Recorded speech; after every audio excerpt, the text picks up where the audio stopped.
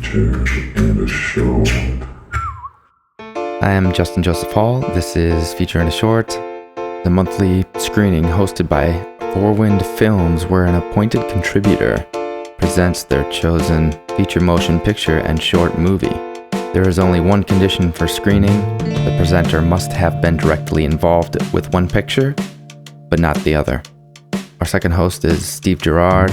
We love Steve's films because they are usually weird or disturbing and have unique animation and claymation incorporated into them.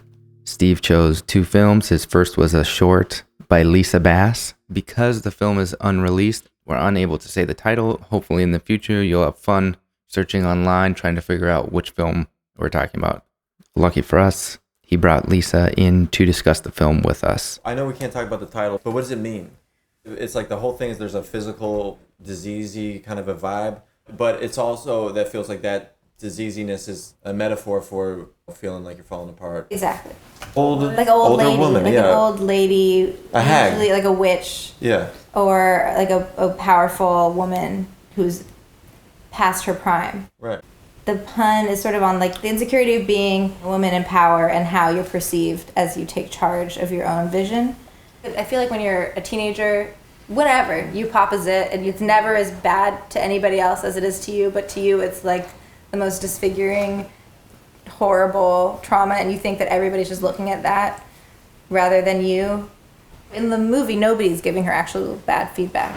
There's no actual external feedback saying like that you suck and you shouldn't do it. It's all internal. Right. She's taking it that way. Obviously, I relate. It was inspired by a John Berger quote. Berger? I don't know. He wrote Ways of Seeing, which is this like really, really great book about art and perception and gender and power dynamics. Okay, so the quote: "A woman must continually watch herself. She is almost continually accompanied by her own image of herself. While she is walking across the room or while she is weeping at the death of her father, she can scarcely avoid envisaging herself walking or weeping. From earliest childhood, she has been taught and persuaded to survey herself continually." That's sort of the whole big concept behind this, is basically about the way that women are sort of inculcated into watching themselves all the time. That idea is the thing that I thought about a lot because I always thought of myself as an artist. I did visual art and animation, which is sort of how we know each other, Steve. But there was a whole gap in my creative output that I made a short a couple years ago that Steve also worked on that was like really cute. What's that? Called Here. How many films have you done so far? This is my second like big short film that I had a bunch of people working on, but I did a bunch of projects alone in college, and I had like a music video in between these two.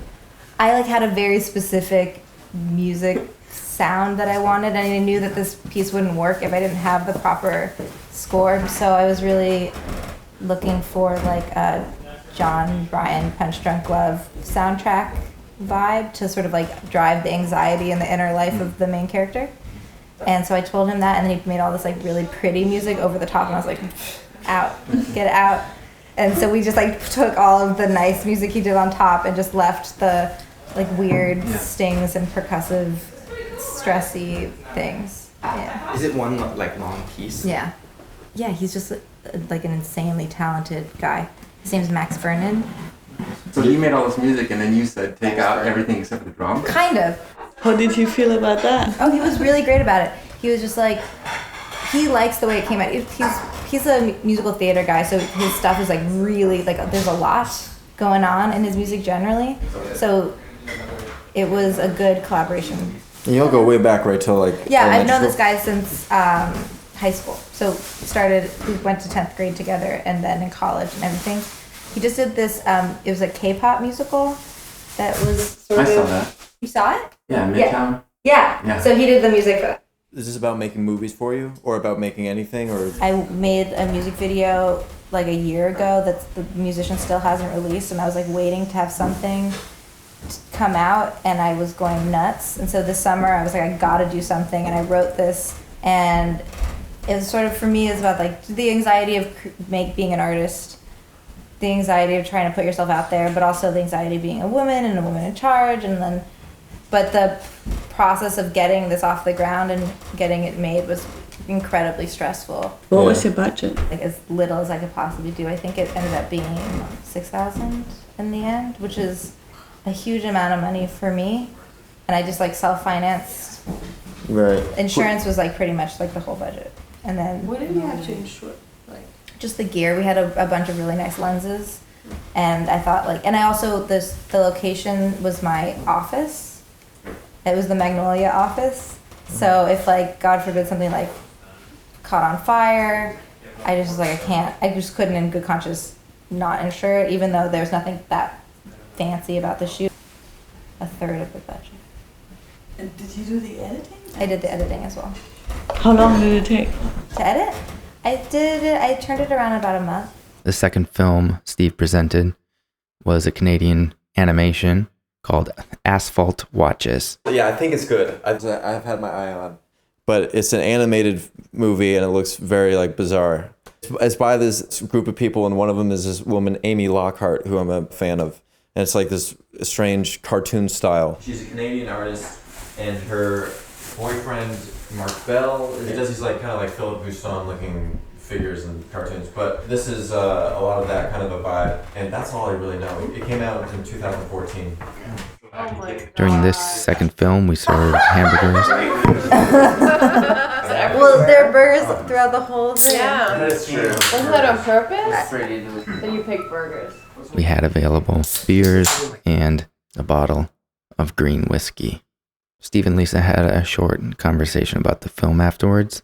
So that's I enjoyed Oh my this God, peaceful creepiness. Peaceful creepiness, yeah. It's just really well timed, I think. Yeah. But some part, there's a few parts where it's like. See like how little you need Yeah. like how little motion you need to make a thing dynamic. That was great though, Steve. It's cool. If you'd like to check out Steve's films, one of the most admired is What Up, that you can find just by Googling WAWD space AHP. Steve is coming out with a new film. The working title is Floaters. If you want to find us and contact us through social media at Four Wind Films,